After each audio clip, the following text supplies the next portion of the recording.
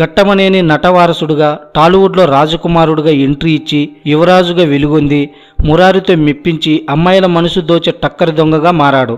ఆ ఒక్కడు అంతటితో తన దూకుడు ఆపకుండా పోకిరితో తన కలేజా చూపిస్తూ బాక్సాఫీస్ని చెక్ చేసే సైనికుడుగా మారాడు. అతిథిలా అప్పుడప్పుడు కాకుండా పక్కా business man one and only నేనొక్కనే అంటూ స్పైడర్ మ్యాన్లా దూసుకుపోతూ సీతమ్మ వాకిట్లో సిరిమల్లె చెట్టులా విరజిమ్ముతున్న అతడు టాలీవుడ్ 6 అడుగుల శ్రీమంతుడు మహేష్ బాబు. ఆగస్టు 9న ఈ రికార్డుల రారాజు పుట్టినరోజుని బ్రహ్మోత్సవంలా సెలబ్రేట్ చేసుకుంటున్నారు ఆయన అభిమానులు. ఈ సందర్భంగా టాలీవుడ్ సూపర్ స్టార్ మహేష్ బాబుకి జన్మదిన శుభాకాంక్షలు. అందం, అభినయం, ప్రయోగాత్మక కథలు, ఎంత ఎత్తుకు ఎదిగినా ఒదిగి ఉండాలనే స్వభావం, వివాదాలకు ఆమడ దూరంలో ఉండే మిస్టర్ పర్ఫెక్ట్, చెరగని చిరునవ్వు, ఆకట్టుకునే అభినయానికి వంచిన అవార్డులు, ఇది మహేష్ గురించి సింపుల్గా చెప్పాలంటే.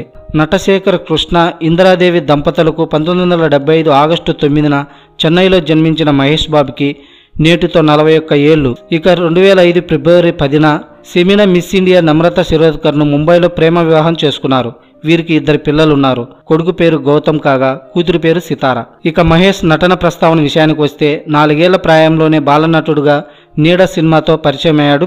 1983లో ప్రముఖ దర్శకుడు కోడి రామకృష్ణ మనవి మేరకు పోరాటం సినిమాలో తన తండ్రి కృష్ణకు తమ్ముడుగా నటించాడు. ఆ తర్వాత వరుసగా బాలనటుడుగా శంకారవం, బజార్ రౌడీ, ముగ్గురు కొడుకులు, గూఢచారి 117, కొడుకుదిద్దిన కాపురం, బాలచంద్రుడు, అన్న తమ్ముడు చిత్రాలతో బాలనటుడుగా మెప్పించి తిరిగి దర్శకేంద్రుడు రాఘవేంద్రరావు డైరెక్షన్లో రాజకుమారుడు మూవీతో హీరోగా ఎంట్రీ ఇచ్చాడు. ఇప్పటికి 22 సినిమాలకు కంప్లీట్ చేసిన మహేష్ 7 రాష్ట్ర నంది అవార్డులు, 5 ఫిలింఫేర్, 3 సైమా అవార్డులను అందుకున్నాడు.